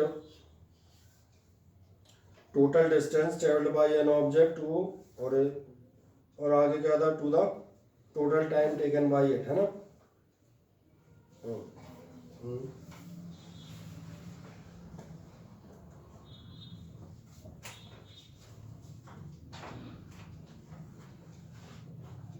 ठीक, इसके नीचे आप फॉर्मूला वाइज दिखा दें, वी एवरेज क्या होगा, total distance upon total time. Formula दिखा दो, ये फॉर्म अच्छा लगता है लिखने में, V average is equals to कितना होगा, total distance upon total time. ठीक, अब अगली चीज बताता हूँ, फिर से एक चीज रिमाइंड कराऊंगा। देखें, जो मैंने कहा छोटे छोटे कंसेप्ट हैं, जितनी जल्दी आप कीवर्ड्स पढ़ना सीख जाएंगे उतनी जल्दी आप फिजिक्स सीखने लगेंगे। क्या आपको ध्यान है, डिस्टेंस से स्पीड आती है, तो भैया डिस्प्लेसमेंट से कौन आएगा? देख लो, इसमें मैंने कहा 2 डेफिनेशन याद नहीं करनी पड़ेंगी, आगे बात समझ में। नीचे बता देंगे एवरेज वेलोसिटी बराबर, और एवरेज वेलोसिटी बराबर कितना बताओगे, total displacement upon total time. बता दें average velocity is equals to total displacement upon total time. चलो अब थोड़ा सा एंटरटेनमेंट करते हैं। अब हम बात करेंगे एक सिंपल चीज की, जब आप एवरेज स्पीड निकालने जाएंगे, तो जब हम एवरेज स्पीड किसी भी जर्नी की निकालते हैं तो आपका ध्यान जाएगा, आज journey is completed in various parts, तमाम सारे पार्ट में होती है। जैसे हम यहाँ से आगरे जा रहे थे, तो हम यहाँ से पहले हमने कहा कॉम्प्लेक्स तक जाएंगे, कॉम्प्लेक्स बाद में फिर वो क्या नाम बुलाता है, भिंड रोड तक जाऊंगा, फिर गोले अंदर चौराया जाऊंगा, फिर राइट टर्न लेके मुरैना रोड पे जाऊंगा, then I will continue on the highway and so on. तो journey is completed in various parts. जब आप पार्ट की बात करते हैं तो इन पार्ट्स की चर्चा आप ध्यान से देखेंगे। जो हम स्पीड बताते हैं, एक्चुअली आप देखेंगे नॉर्मल लाइफ में भी हम 2 तरीके से बताते हैं, कभी आप ध्यान से देखो। और मैं एक बात ध्यान रखना, मेरे साथ जब तक पढ़ना, मैं आपको हमेशा सिखाता हुआ जाऊंगा, physics is not a subject. Physics subject नहीं है। दिक्कत हमारे साथ ये है, मुझे सब्जेक्ट की तरह पढ़ने लग जाते हैं, इसलिए हमें धोखा दे जाती है। फिजिक्स वो है जो आप डेली, हम कहते हैं डेली डिस्कस कर रहे होते हैं नॉर्मल लाइफ में, बिना जाने के आप फिजिक्स के बारे में बात कर रहे थे। एक बहुत सामान्य सी बात पूछता हूँ, कभी आपने दोनों ही चर्चा करते सुना है? वो आदमी मुझे, यार दिल्ली लगभग कितना होगा यहाँ से? अच्छा, दिल्ली लगभग यहाँ से कितना होगा, मतलब आदमी क्या जानना चाह रहा है, ये जानना चाह रहा है दिल्ली कितनी दूर है। और आप ध्यान देखना आदमी के आंसर भी आपको क्या मिलेंगे, आगे बताएगा दिल्ली बोले वही 300 350 किलोमीटर होगा, सही है ना। यानी एक आदमी दिल्ली का डिस्टेंस बता रहा है 300 350 किलोमीटर, यानी वो बता रहा है, आ जाओ फिजिक्स में, वो बता रहा है डिस्टेंस, और आप सही थे। दूसरा आदमी बताता है दिल्ली यही कोई होगा, बोले 5-6 घंटे का रास्ता होगा, नहीं बताते ऐसे। यानी दूसरा ध्यान देखना, इसी दिल्ली के डिस्टेंस को अगर 5-6 घंटे यानी काय के टर्म में चल रहा है, दोनों तरह से हम ही बताते हैं। और ऐसा नहीं कि नॉर्मल लाइफ में कोई आदमी कहते मैं तो आज चलेगा, सुना ही नहीं। इसका मतलब ध्यान देखना, जब आप एवरेज स्पीड निकाल रहे होते हैं एवरेज स्पीड आप टाइम के टर्म्स में भी निकाल सकते हो और आप डिस्टेंस के टर्म्स में भी निकाल सकते हो। क्या है, मेरी बात समझ में आती है। अब कैसे निकाल सकते हैं ये मैं एक एग्जांपल देता हूँ, फिर एक हम सॉल्व करेंगे इनमें से। मान चले हम यहाँ से कहीं तक गए तो हम अपनी यात्रा ऐसे बता सकते हैं, बोले पहले 1 घंटे तो हम चले 40 की स्पीड पे, फिर भाई साहब हाईवे मिल गया 2 घंटे हमने दौड़ाई 80, फिर आधे घंटे बोले रोड खराब थी तो हम 20 की स्पीड पे चले। तुमने ध्यान दिया what am I talking about, I am talking about that in different time intervals, half an hour, 2 hours और 3 hours, what are my speeds. That means इस समय जो मैं डाटा इस्तेमाल कर रहा हूँ वो डाटा क्या है, वो डाटा है V1 T1 V2 T2 और V3 T3। मैंने कहा था आप ध्यान से देखें, नॉर्मल एक लैंग्वेज से फिजिक्स तक आने में 2 सेकंड लगते हैं। जहां हम बात कर रहे थे कि भाई साहब पहले तो हम 40 की स्पीड पे चलते गए, फिर मिला हाईवे, हमने सूती गाड़ी एकदम 90। So what am I saying, I am saying that for first 1 hour I was traveling with this speed, for the next 2 hours I was shooting the गाड़ी with that speed। नहीं, यही बात कर रहे हो ना। दूसरा बता सकता है आदमी, बोले तकरीबन 50 किलोमीटर तक तो बोले अपन ऐसे गए, फिर ध्यान देखना इसके बाद अगले 150 किलोमीटर बोले हम 90 पे गए, तो ये काय के टर्म में बोल रहा है, ध्यान देखना ये काय टर्म में बताएगा डिस्टेंस के। तो दोनों तरह से आप निकाल सकते हैं। इसीलिए हम जो एवरेज स्पीड निकालेंगे या तो हो सकती है टाइम एवरेज स्पीड और या फिर आगे आएगी डिस्टेंस एवरेज स्पीड। तो दोनों का एक रफ आइडिया लग गया होगा हम किस ढंग से बात करेंगे। आए पहले काम करें, एक सिंपल हेडिंग डालें, टाइम एवरेज स्पीड।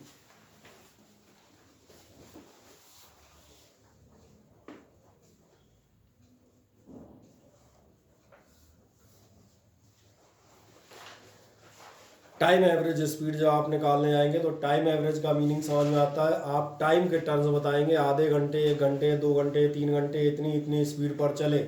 मैं इस कहानी को फिजिक्स में कन्वर्ट कर देता हूँ। देखें ध्यान से क्या कह रहा है, body travels with a speed v1 for time t1 with v2 for t2 and with v3 for t3। समझ में आ रहा है, t1 टाइम तक v1 स्पीड से चली, t2 टाइम तक उसने स्पीड v2 कर ली और for a time interval of t3 उसने अपनी स्पीड कितनी कर ली, v3। एक इंट्रोडक्टरी लाइन लिख दें, फिर मैं आगे जाता हूँ।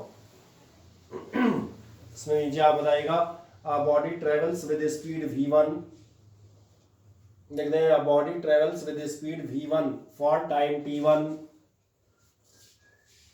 Body travels with speed v1 for time t1, comma, ये लिखना नहीं है बनाना है, with speed v2 for t2, with speed v2 for t2, ठीक है, और short with v3 for t3। अब तो समझ आ रहे होंगे, डॉट डॉट डॉट और भी हो सकते हैं, ठीक। अब इधर देखें जरा, जब आप एवरेज स्पीड पर जाएंगे, क्या आपको ध्यान है हमारा एवरेज स्पीड का जो कंसेप्ट था बिना पढ़ाए भी आपको मालूम था, ये था total distance upon total time, यानी जो आपने जितने भी 2-4 पार्ट में यात्रा की है उन सबके डिस्टेंसेस का टोटल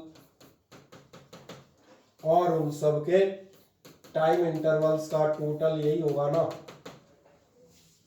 ये होगी एवरेज स्पीड।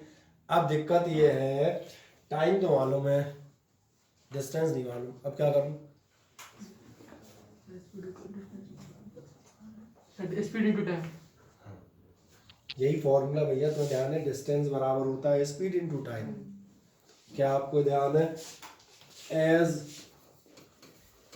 v1 बराबर कितना होगा? v1 t1। कोई दिक्कत नहीं ना, 9th का फॉर्मूला इस्तेमाल कर रहा हूँ, डिस्टेंस बराबर स्पीड इनटू टाइम। कोई दिक्कत तो नहीं किसी को? और बता दोगे d2 बराबर कितना होगा, एंड सो ऑन। इसलिए ध्यान से देखो, मुझे एवरेज स्पीड मिल गई, इसलिए मेरा एवरेज स्पीड कितना आएगा? d1 plus d2 plus d3 का मतलब होगा पहली बार का v1 t1, दूसरी बार का v2 t2, तीसरी बार का, और साथ में और अपॉन में टाइम तो थे ही, टोटल टाइम मतलब t1 plus t2 plus t3 and so on. बस हो गया फॉर्मूला, और क्या, इतनी सी बात थी, निकाल दें मजे से। जाना ऐसा कर देते हैं इन्हें को, इससे तो फॉर्मूले जैसा लगने लगेगा। ये लो, यही निकाल रहे थे स्पीड v1 t1, t1 तो मालूम थी, e1 का एवरेज निकल गया सबका। अब यहाँ पर किसी कोई ऑब्जेक्शन हो तो मुझे दर्ज करो, तो फिर उससे निपटेंगे हम।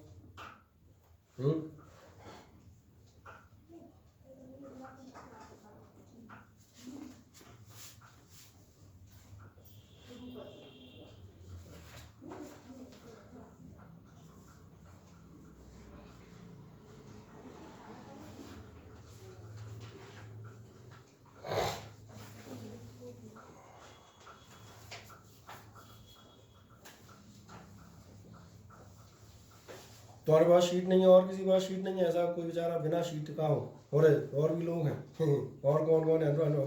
अनुपम त्रिपाठी और कार्तिक, 3 लोग, और भी कोई है?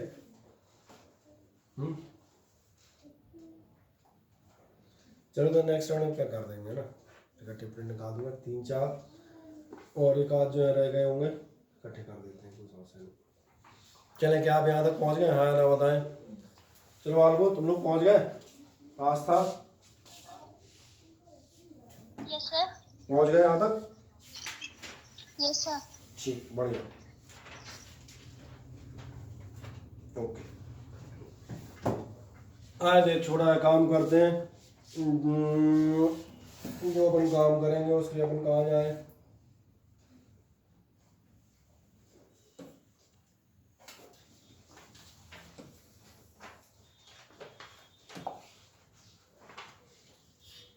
बढ़िया, ये एक अच्छा क्वेश्चन है, आपकी शीट गई है, इससे पहले कोई सिंपल सा दिया है क्या?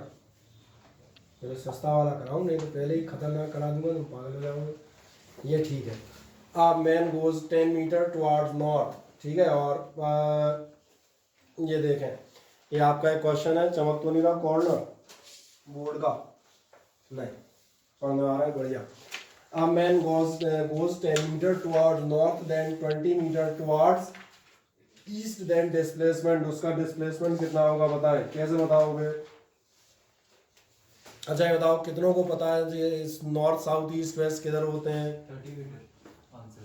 30 मीटर टोटल आंसर। ठीक, पहले मुझे बताएं नॉर्थ साउथ ईस्ट वेस्ट किधर होते हैं, ये कितनों को मालूम है? मैप पे पता है? मैप पे नहीं, बिना मैप के, without map. East west north south.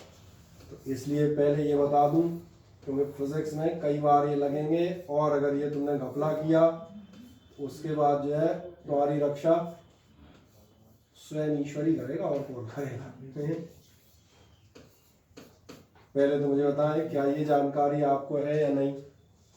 नहीं हो तो इसको 2 बार बढ़िया मजे से बना के देख लीजिएगा। नॉर्थ साउथ यूँ वेस्ट हमेशा ये होते हैं, और प्रूफ इस बात का है जो आप करते हैं मैप, आपने ध्यान दिया है मैप में जो आपका हिंदुस्तान है ऐसा ही है ना, हिंदुस्तान ऐसा यूँ यूँ, और ये नीचे चोट सी निकाल के पूंछ सी, और यहाँ पे कभी आपने ध्यान नहीं दिया श्रीलंका बेचारा नीचे क्यों पड़ा रहता है? हमेशा नीचे नहीं पड़ा रहता, वो अपने साउथ में है।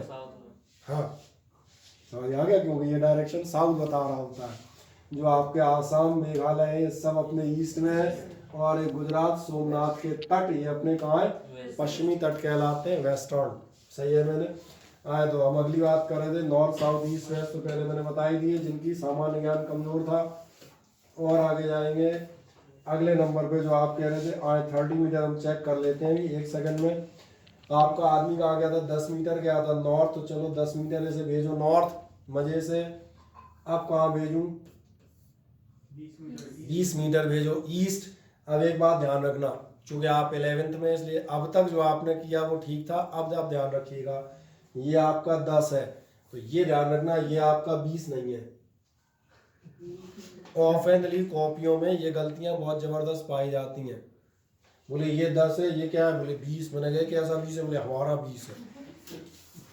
समझ आ रहा है? ठीक है, मैं नाप के नहीं बना रहे, मुझे मालूम, लेकिन बिना नापे हाथ सबके पास है 2-2। मैंने कहा अगर ये 10 है तो 20 नजर आ रहा होगा, यहाँ तक जाएगा। सही कहा ना मैंने? इसलिए जब आप बनाए तो इतना ध्यान रखना भैया 20-20 जैसा लगे। अब लास्ट कहानी, कितना डिस्प्लेसमेंट होगा मुझे बताओ।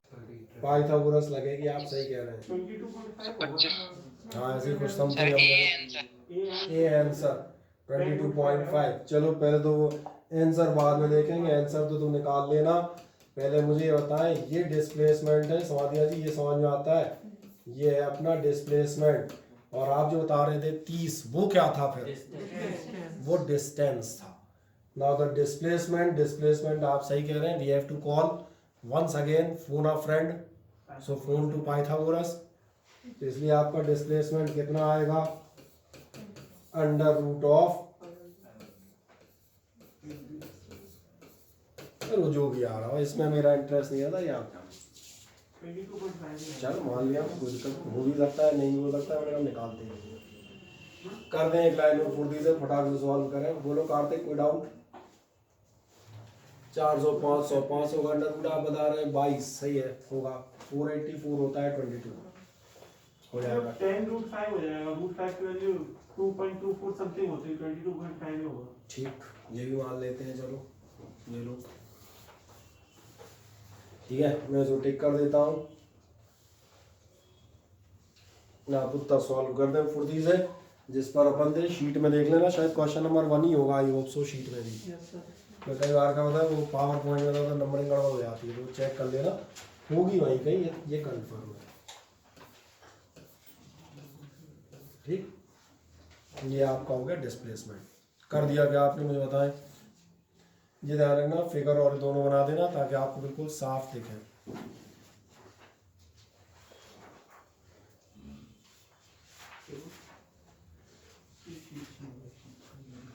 मिल गया? ओके, देन हम जाते हैं बॉडी मूव्स ओवर, एक minute, body moves over 1/4 of a circular arc. तो ध्यान नहीं दिया, 1/4 ऑफ सर्कुलर आर्क हम बीच में तुमसे पूछ रहे थे।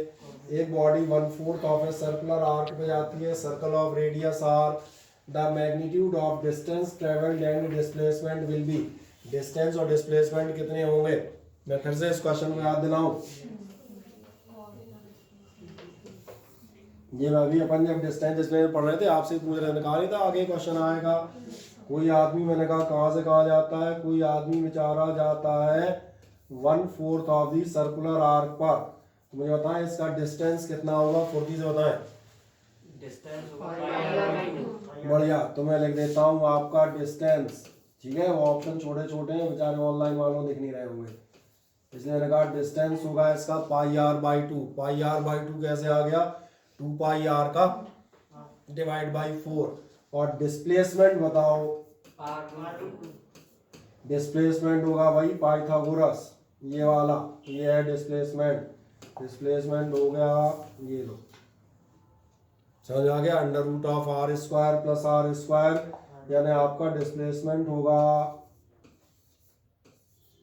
समझ आ जाती मेरी बात, कर दें फुर्ती से। ऑप्शन तो खैर ठीक है, जो है सो अपने पास तो आंसर होते हैं ना सीधे सीधे, और बाकी छोटू में दिख रहे हैं, तुम्हें तो दिख रहे होंगे यार, तुम्हें भी नहीं दिख रहे,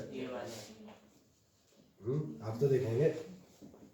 कौन सा ऑप्शन है, ये रहा पहले, ये बढ़िया सही जगह लिखा है इसका मतलब हमने।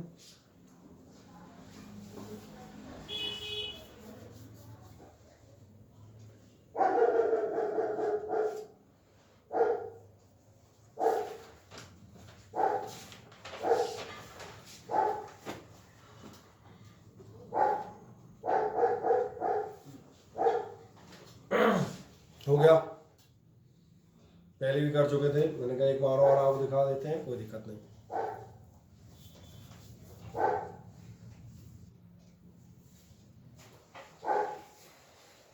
Can we go for the next example? Okay.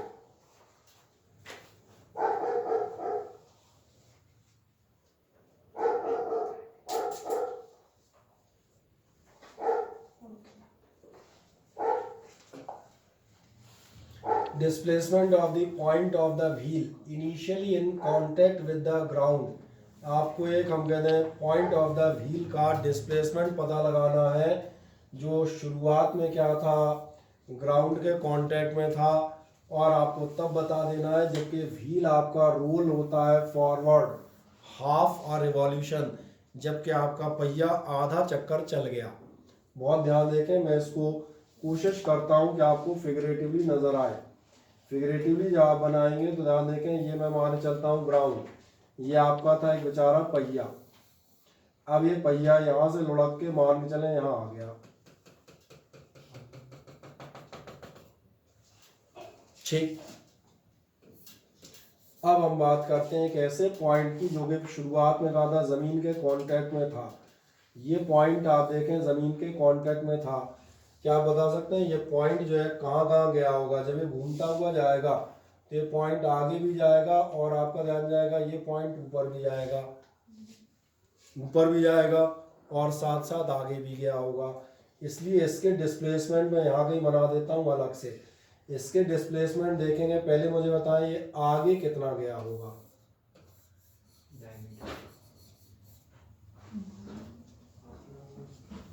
थोड़ा सा दिमाग लगेगा,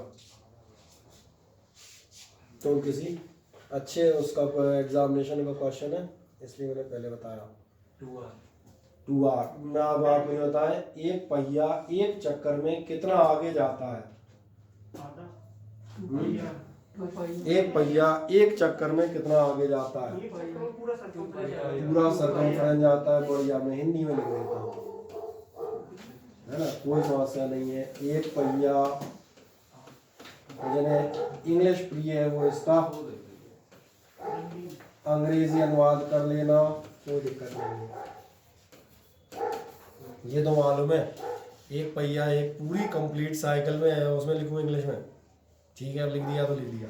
2πr जाता है तो आधे चक्कर में कितना जाएगा? इसलिए ध्यान देखना, ये आपका होगा πr, जितना तो आगे बढ़ जाएगा। अच्छा, ऊपर कितना जाएगा? तो आधे चक्कर में ध्यान जा रहा है, यहाँ से कितना ऊपर जाएगा? ऊपर क्या होगा? डायमीटर या 2r। क्या ये समझ में आ जाते हैं, हाँ या ना? बस पहले इतना फिगर बना दो, फिर एक लाइन का हमारा जरा सा काम रह गया है, ठीक है। पहले तो बताएं अंश कुमार, ये कितनी कहानी समझ में आती है, हाँ या ना? Yes sir. ठीक, एक चक्कर में आपका पहिया जो है 2πr बढ़ रहा है, आधे में गया πr, और ऊपर का जाएगा डायमीटर के बराबर।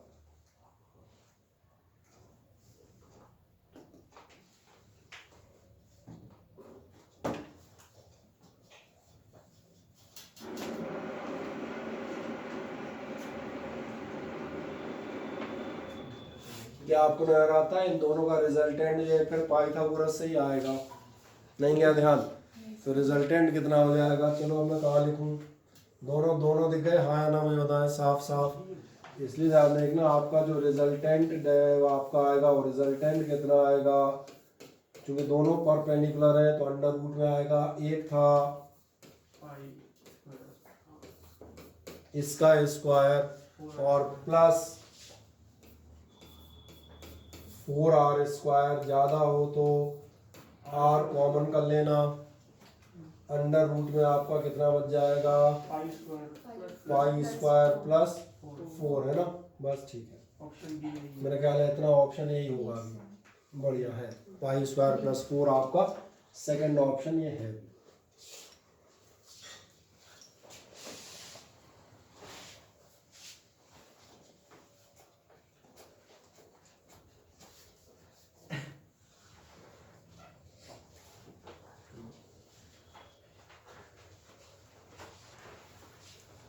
कोई दिक्कत यहाँ तक हो बताएं मुझे?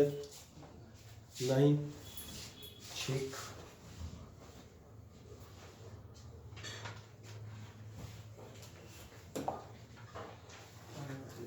चलें, एक छोटा सा क्वेश्चन बताएं। A car accelerates from initial position. एक कार आपकी इनिशियल पोजीशन से एक्सेलरेट करती है और दोबारा इनिशियल पॉइंट पर आ जाती है, तो फिर क्या होगा? वेलोसिटी जीरो होगी, स्पीड बढ़ेगी, स्पीड जीरो होगी, वेलोसिटी बढ़ेगी, दोनों बढ़ेंगे, दोनों नहीं बढ़ेंगे। ये होना चाहिए। ध्यान से देख के बताना, कभी अगर मैं जस्टिफाई कराऊंगा। यही हो। चलो, ए आप कह रहे हैं, बताएं कैसे? बिल्कुल आप सही कह रहे हो, बताओ कैसे। तो अपने इनिशियल पॉइंट से गई है, फिर वापस आके डिस्प्लेसमेंट जीरो हो जाएगा। इनिशियल पॉइंट से गए हो, वापस फाइनल पॉइंट पे आ गए हो, डिस्प्लेसमेंट जीरो है। स्पीड बढ़ेगी। इसका मतलब वेलोसिटी जीरो है। इतना आंसर बिल्कुल सही है। ठीक है, वैसे तो इससे ही ऑप्शन मिल जाता है, लेकिन फिर भी मैं इसी को आगे देखता हूँ। स्पीड इंक्रीजेस, क्या आपने ध्यान दिया है? एक्सेलरेट कर रहे हो, एक्सेलरेट करना तो समझ में आ रहा है, तो समझ में आ रहा होगा। एक्सेलरेशन आपका बढ़ता जाएगा, स्पीड बढ़ती जाएगी, उसमें आपको छूट नहीं है। ये वही केस है जैसे मैंने कहा था, आप ऐसे चल रहे हो, आप स्पीड बढ़ाते हैं, स्पीड बढ़ती जाएगी, लेकिन एक मजेदार बात है, जैसे ही तुम यहाँ वापस आए तुम्हारी वेलोसिटी हो जाएगी जीरो। तो ये वो भी वही केस है गए और आए के लिए। तो क्या है, क्लियर हो जाता है बिल्कुल साफ तौर पे। बढ़िया। एक और बात करते हैं, अगली चीज़।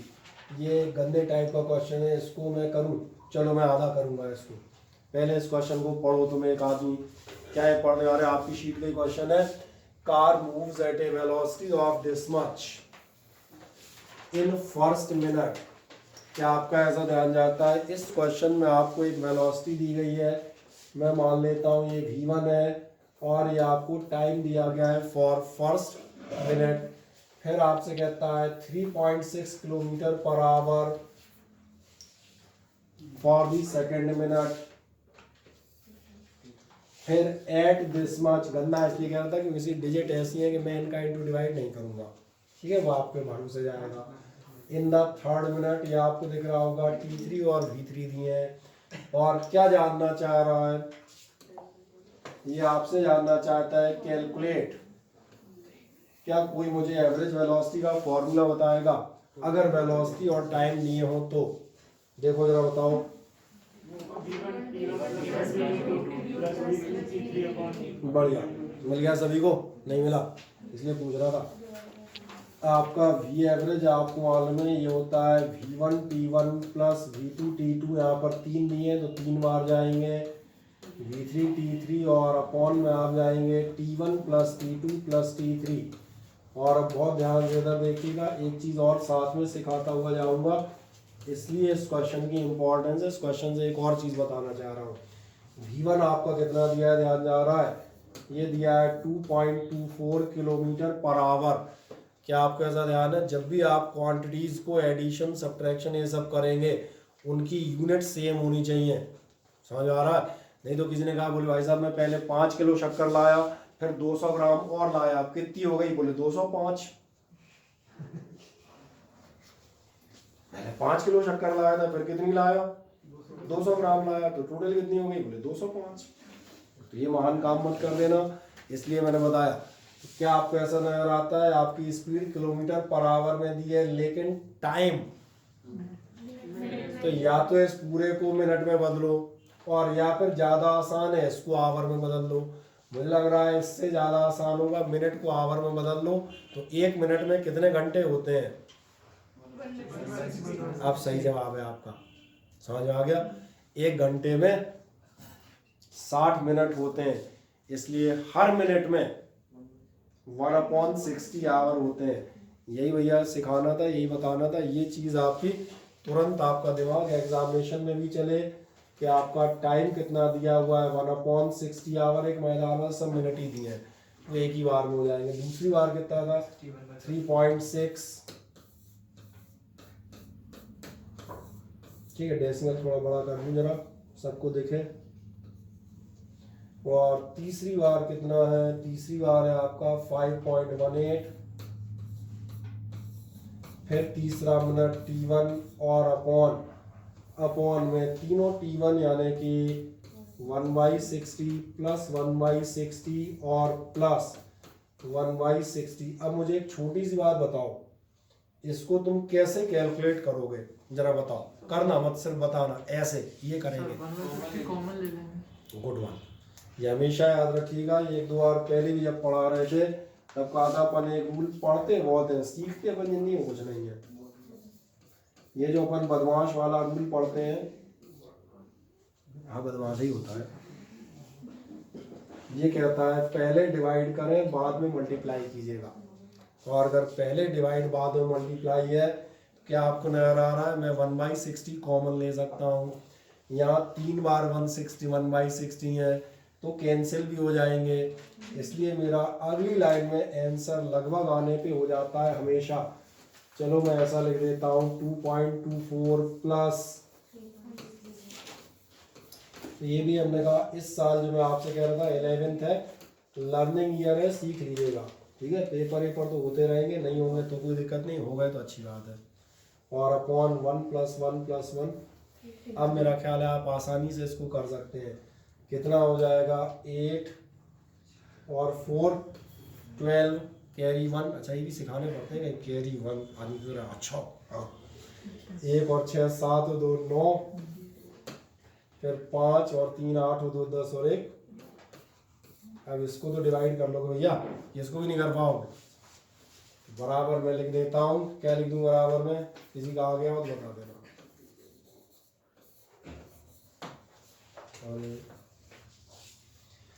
समथिंग किलोमीटर पर आवर, वो जो भी आए तो अच्छी बात, नहीं आए तो कोई दिक्कत नहीं।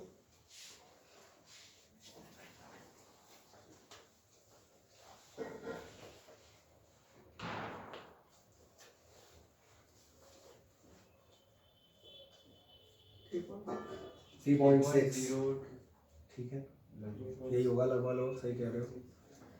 3.6 3.5 के आसपास आंसर आएगा। हाँ सही कह रहे हैं आप।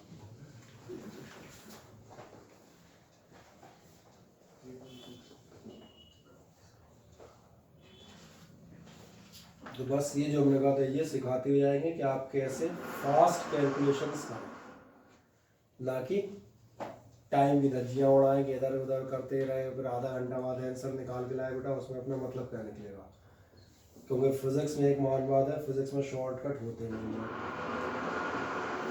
पर होते हैं तो इतने होते हैं कि तुम इस्तेमाल नहीं कर पाओगे, इतने तुम याद ही नहीं रख पाओगे। 1500 शॉर्टकट याद रखोगे तो तुम्हारे दिमाग का वैसे ही दही निकल जाएगा। इसलिए मैंने कहा इस पार्ट को जितनी जल्दी हो सके निपटाने की कोशिश करें। क्या यहाँ तक आप पहुँच गए? हाँ ना बताएं। बस तो एक आध मिनट और ले लेते हैं। एक ध्यान देंगे, ये क्वेश्चन है a car travels along a straight line path for first half time, पहला आधा टाइम। अच्छा पहले आधे टाइम को हम क्या लिख सकते हैं, ध्यान जा रहा है, पहला आधा time with A speed of 40, दिख रही है स्पीड ऑफ 40। फिर अगले आधे टाइम वही फिर T/2 with a speed of 60, find the average speed. अभी नहीं समझ में आया, वही पुराना फॉर्मूला कौन सा, V एवरेज बराबर आपका V1 T1 plus V2 T2 upon T1 plus T2। और ध्यान देखो अब थोड़ा सा मैं दिखाता हूँ how to maintain the speed.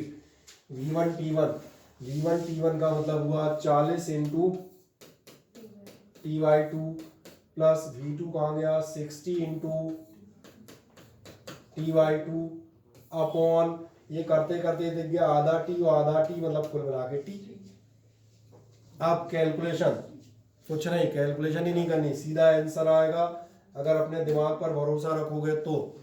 40 का आधा कितना होगा 20, पहले आधा T कॉमन आगे उड़ जाएंगे। 40 का आधा सबको मालूम है 20 होता है, 60 का आधा सबको मालूम है 30 होता है, और 20 और 30 का टोटल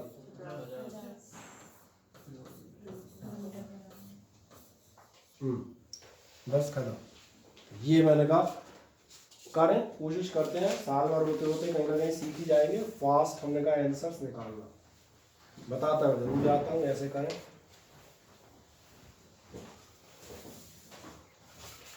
ठीक है, चलो आज के लिए मेरा अंदाज इतना बहुत है। इससे रिलेटेड मैं भी क्वेश्चन एक आध और दिखा देता हूँ आप एक बार होमवर्क के तौर पे। वैसे तो आप करके लाते नहीं हैं। कौन लाता है, जरा शक्ल दिखाना है इधर है। तो इतिहास बदलने पे क्या बात है, आज तक कोई बच्चा घर से क्वेश्चन करके नहीं लाया। सही कह रहा हूँ? हाँ? 10 देता हूँ तो 1 कर लाते हो सर, 1 कर रहा हूँ 1।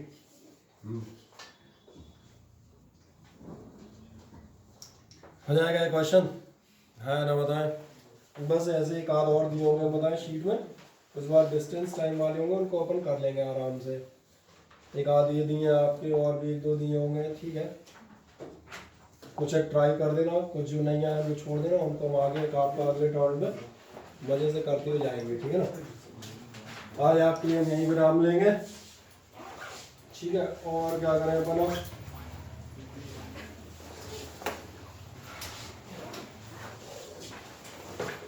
4 लोग प्रेजेंट थे, कौन कौन थे?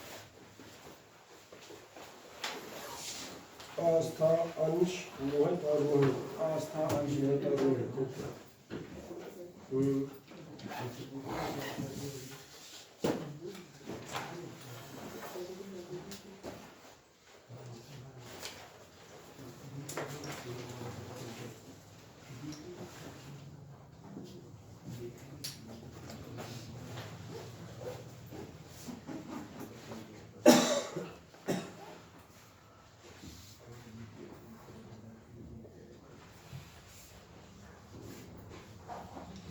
अभिव्यक्त, आदित्य, आकांक्षा, अंश कुमार मौजूद है, अंशिका मिश्रा है, अनुपम त्रिपाठी बैठा है पीछे, बिल्कुल आर्यन गौतम भी डटे हैं, आस्था, अविरल और भविष्य तिवारी।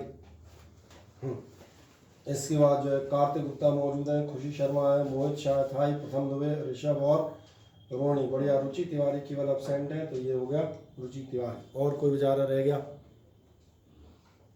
एक बार क्रॉस चेक कर दूं।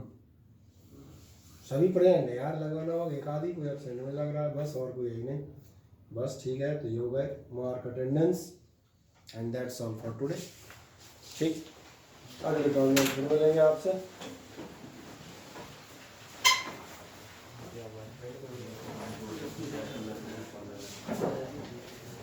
हो गया।